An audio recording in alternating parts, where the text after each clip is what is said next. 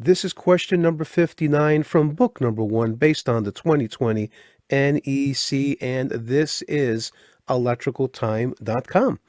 What are the minimum number of lighting outlet or outlets that are required for an attic that is used for storage? A, that's 1. B is 2. C is 2 if more than 500 square feet, or is it D, 2 if more than 1,000 square feet? Just want to take 30 seconds to let you know what we do here at electricaltime.com. We do online electrical classes from the comfort of your home, and then we also have this free service. So if you click on the subscribe for free NEC questions, Monday through Friday, you'll get an NEC code question and an answer sent to your email. All right, so back to our video.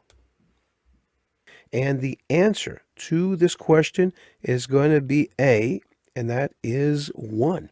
All right, so the article that we are looking at here is going to be branch circuits.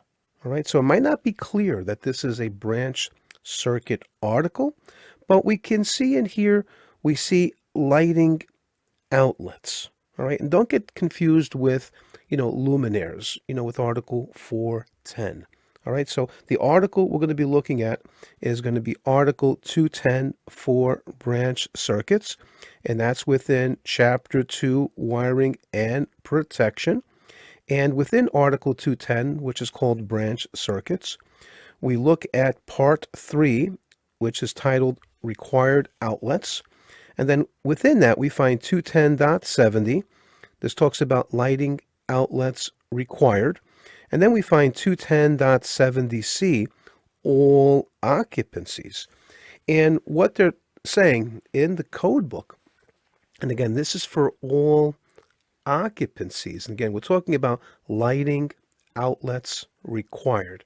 It says that for attics and underfloor spaces, utility rooms and basements, at least one lighting outlet containing a switch or controlled by a wall switch or listed wall-mounted control device shall be installed where the spaces are used for storage or contain equipment requiring servicing. I'm going to stop there for a second.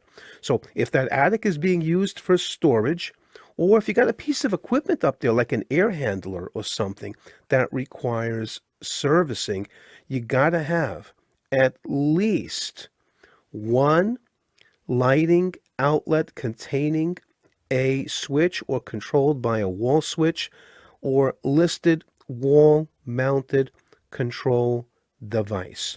All right, let's continue. A point of control shall be at each entry that permits access to the attic and underfloor space, utility room, or basement, where a lighting outlet is installed for equipment requiring service. The lighting outlet shall be installed at or near the equipment. All right, so again, really what they're saying there, you got a piece of equipment up in the attic, just make sure that that lighting outlet, is installed at or near the equipment. You don't want this to be 50 feet away or 100 feet away.